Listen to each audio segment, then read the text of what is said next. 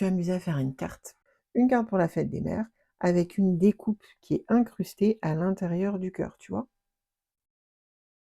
Donc tout ça, c'est fait avec la Scan and Cut et les polices d'écriture.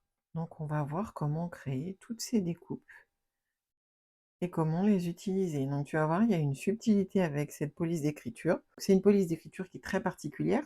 Il y a un trait qui fait partie de la première lettre et il y en a un autre qui fait partie de la dernière. Je vais te montrer comment utiliser cette police-là. Donc c'est la police Mama que j'ai téléchargée gratuitement sur le site Creative Fabrica.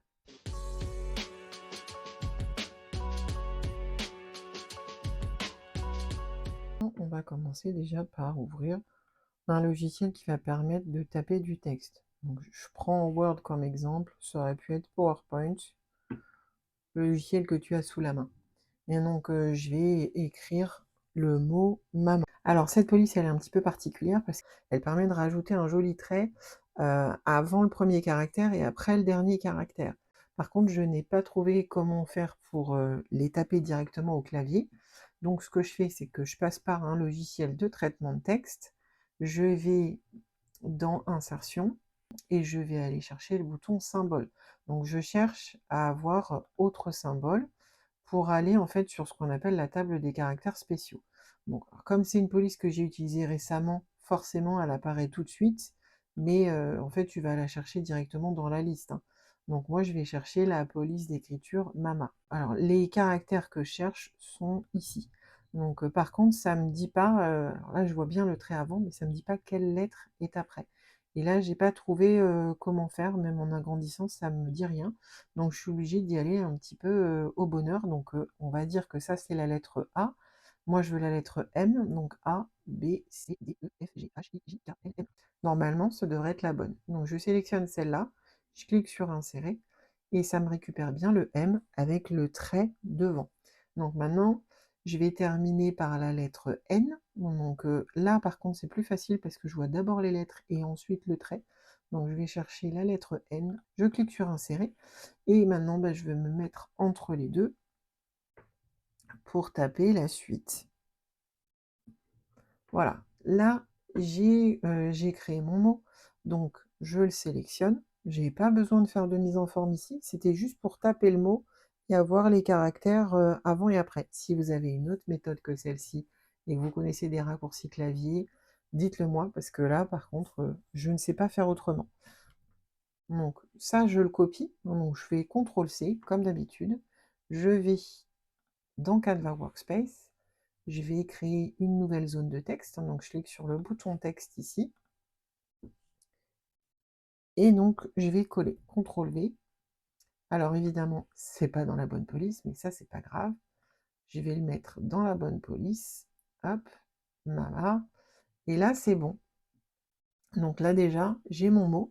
Alors on voit que les lettres sont déjà bien attachées, hein, j'ai pas de travail supplémentaire à faire, à part d'aller dans édition, plus bas, je vais cliquer sur fusionner dans gestion des chevauchements et j'ai mon texte en une seule pièce.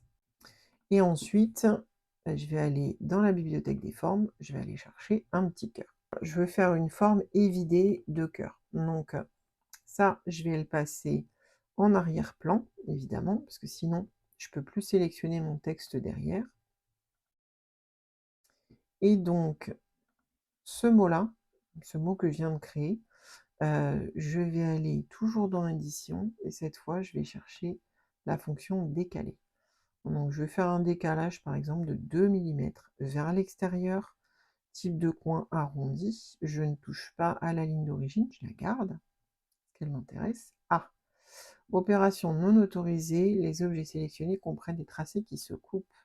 Alors, quand ce genre de message arrive, ça veut dire que cette police, elle a des petites subtilités qui font que je ne peux pas la travailler directement. Alors là, il va falloir zoomer pour la voir de plus près. Alors souvent, tu vois, c'est ce genre de petites choses-là qui fait que ça empêche d'utiliser, par exemple, la fonction décaler. Parce qu'en fait, j'ai des traits, sans le vouloir, qui se chevauchent. Ça arrive régulièrement avec les polices que je télécharge. La seule solution, c'est de cliquer une deuxième fois pour voir en fait les points de tracé. Et donc là où on voit qu'il y a des traits qui potentiellement se chevauchent, il faut cliquer sur le point en question et le supprimer. Et au fur et à mesure, en fait, on va nettoyer cette police. Alors des fois, il faut le faire plusieurs fois, parce que tu vois, il y en a plein qui se chevauchent en fait au même endroit. Voilà, jusqu'à ce qu'on ne voit plus ce petit carré qui déborde là. Donc c'est sur celle-là, je vais le faire autant de fois qu'il faut.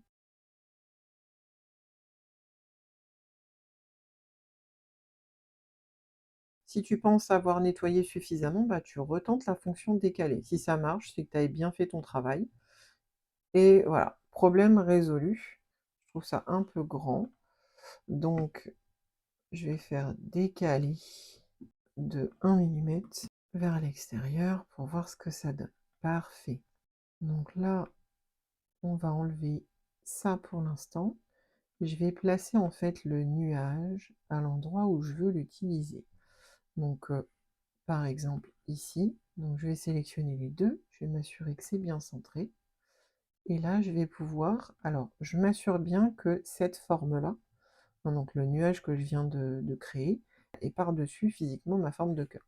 Alors, pour le vérifier, c'est simple, hein, je mets une couleur. Hop. Donc, si mon cœur couvre tout, c'est que je ne suis pas dans le bon angle. Donc là, c'est bon. Donc maintenant, je vais sélectionner ces deux-là. Et toujours dans édition, dans gestion des chevauchements, alors je vais utiliser enlever. Hop. Voilà, donc en fait, mon nuage, il m'a servi que de séparateur. Donc maintenant, ça va me découper 3 formes. Donc ça, si je le mets en rose foncé, en fait, ça va se placer ici. Sous cette découpe de cœur, j'ai rajouté un carré de 14 centimètres. Donc ça va me faire ma découpe finale. Donc tu vois, dans édition, et tu vois bien qu'il fait 140 des deux côtés. Donc ça, je l'ai rajouté en arrière-plan. J'ai sélectionné les deux éléments, je me suis assurée qu'ils étaient bien centrés et j'ai groupé le tout avant d'envoyer ça en découpe vers ma machine. J'ai rajouté un carré autour parce que comme ça va découper en fait deux choses et je trouve que ça apporte une option intéressante. Tu verras l'utilité plus loin dans la vidéo et tu me diras ce que tu en penses en commentaire. Il ne reste plus qu'à envoyer la découpe vers sa machine comme d'habitude. Donc une fois que c'est fait, tu vas te retrouver avec le cœur découpé à l'intérieur du fameux carré. Tu vas avoir également ces deux formes-là. Donc ça, c'est ce qui va nous permettre de réaliser la carte d'aujourd'hui. Voilà. Et le fameux mot maman découpé, donc, qui est super délicat. J'aime vraiment beaucoup cette police. Alors, pour celles qui font partie des membres exclusifs de ma chaîne, je partage avec vous directement le fichier prêt à l'emploi. Donc vous allez le retrouver dans l'espace membre. Dans la communauté, en fait, je vais épingler un post dans lequel je mettrai les liens de partage de tous les fichiers que je vous propose. Donc j'ai préparé mes bases de cartes. Donc j'ai la base de la carte, c'est du 29,7 par 14,8 plié en deux. Donc ça me donne une carte carrée de 14,8. Ensuite, j'ai fait un fond de carte de 14,4 et un autre fond de carte de 14 centimètres. Pour cette première étape, je garde le carré le plus petit, celui qui fait 14 centimètres. Et je vais donc prendre le carré avec le cœur évidé dedans. Donc il va me servir tout simplement de gabarit plus tard pour pouvoir coller les deux morceaux de cœur séparés. Donc comme ça, je suis sûre que c'est bien centré sur ma carte et bien positionné. Donc je vais juste le faire tenir avec du masking tape. Le moment venu, j'utiliserai donc ça comme gabarit pour coller les deux morceaux de cœur et être sûr qu'ils sont bien placés sur mon fond de carte. Pour l'instant, ça, je le mets de côté, c'est prêt à être utilisé pour plus tard. Maintenant, on va s'occuper de décorer la partie centrale de notre carte, hein. Donc c'est ce fameux cœur qui est en deux morceaux pour le moment. Donc avec une brosse et une encre Distress Oxide, je vais en fait renforcer le contour, parce que là c'est juste un papier blanc.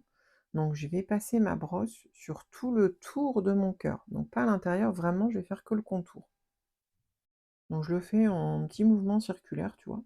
Alors ça marche aussi si tu as des petites éponges, des doigts mousse, c'est parfait aussi, hein. Ensuite, j'utilise la planche de tampon, la clé du bonheur. Il y a un tampon en fait qui fait un effet dentelle que je trouve magnifique. Donc c'est la marque Mes Petits Ciseaux. Tu peux les trouver par exemple sur la boutique croqueloisir.com. Je te mettrai le lien dans la description. Donc là, bah, je prends exactement la même couleur de Distress Oxide et je vais aller tamponner directement sur mon cœur. Donc pour donner cet effet de dentelle un peu. Alors je le fais, une fois en test sur mon papier de brouillon pour voir si ça tamponne bien et le motif il ressort vraiment super bien, donc j'y vais. Alors celles qui me connaissent savent que j'aime bien rajouter des petites taches en ton sur ton. Donc je reprends toujours la même couleur d'encre, j'ai vaporisé un tout petit peu d'eau dessus, pour la rendre plus liquide et donc avec un pinceau, je récupère, l'encre, colorée que ça m'a créée et je tapote au-dessus de ma créa pour faire des toutes petites taches. Pendant que les taches que je viens de faire, sont en train de sécher, je vais récupérer le carré qui faisait donc 14,4 centimètres. Et alors là, en fait, moi ce que je voulais, c'était un papier rose, mais j'en avais pas. J'avais pas de papier rose de la bonne couleur. Donc bah, je fais ce que je fais très régulièrement, c'est-à-dire que j'attrape mon papier blanc et je vais faire juste tout le contour, parce qu'en fait, c'est un papier de matage qui va aller derrière un autre papier. Donc on verra vraiment que 2 millimètres dépassés, de ce papier-là. Donc je vais faire tout le contour avec ma brosse et mon encre toujours de la même couleur pour en fait me créer le papier de fond dont j'ai besoin. Et je vais même, m'amuser avec, il y a un petit morceau de tampon de fond, dans la planche La Clé du Bonheur que je trouve très sympathique aussi. Ça fait un petit quadrillage, un petit peu vintage. Donc là, j'y vais, bon, à l'arrache, hein, comme je sais faire, c'est-à-dire que je prends pas de bloc.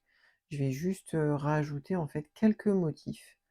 C'est un peu, une très bonne façon de se créer ses propres papiers à motifs avec ses sets de tampons. Alors ce fond, pour l'instant, je le mets de côté et je vais reprendre la première feuille qu'on a utilisée. Donc c'est, le carré de 14 centimètres sur lequel j'ai collé mon gabarit au masking tape. Donc maintenant, bah, je vais pouvoir coller en fait les deux parties de mon cœur parce que j'ai fini la déco. Donc je fais bien attention à pas, mettre trop de colle pour pas que ça déborde et coller, le carré avec, hein, c'est pas l'objectif. Là, il doit vraiment servir de gabarit et je dois pouvoir le retirer après. Alors garde-le précieusement ce gabarit parce qu'il peut aussi servir pour faire une seconde carte, plutôt dans l'esprit Shakerbox. Il reste plus qu'à coller le texte, incrusté entre les deux morceaux de cœur. Donc là, je te recommande vraiment de la colle, de précision, parce que c'est vraiment une découpe très fine. Ensuite, il reste plus qu'à coller les deux fonds de carte sur la base de carte elle-même. Tu rajoutes quelques papillons pour la déco, ça donne un petit côté aérien à la carte aussi. Et voilà, cette carte est terminée. J'espère que ce tuto t'a plu. On se retrouve bientôt pour d'autres vidéos. Ciao!